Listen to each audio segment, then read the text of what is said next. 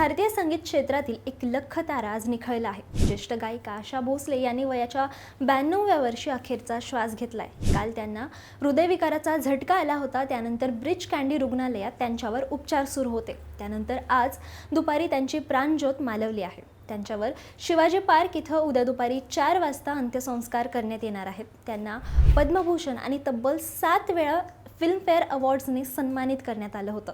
आजवर त्यांनी 12,000 पेक्षा जास्त हिंदी, मराठी आणि बंगाली गाणे गायले आहेत। आपल्या आवाजाने 7 दशकाहून अधिक काळ श्रोत्यांच्या मनावर राज्य करणाऱ्या आशाताईंचं निधन झाल्यानं फक्त संगीत विश्वातच नाही तर बॉलिवूडवरही मोठी शोककळा पसरली आहे। शास्त्रीय संगीत असो किंवा उडत्या चालीची गाणी, आशाताईंनी प्रत्येक सुराला आपल्या खास शैलीत जिवंत केलंय। मराठी आणि हिंदीसह अनेक भाषांमध्ये हजारो गाणी गाऊन त्यांनी जागतिक विक्रमच प्रस्थापित केला होता।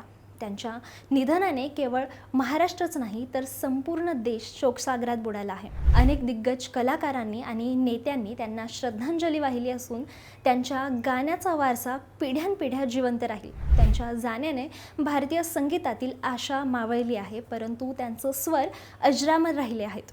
आशाताईंच्या जाण्याने मंगेशकर कुटुंबियावर आणि संगीत चाहत्यांवर दुःखाचा डोंगर कोसळला आहे। बातमी म्हणजे थोडक्यात।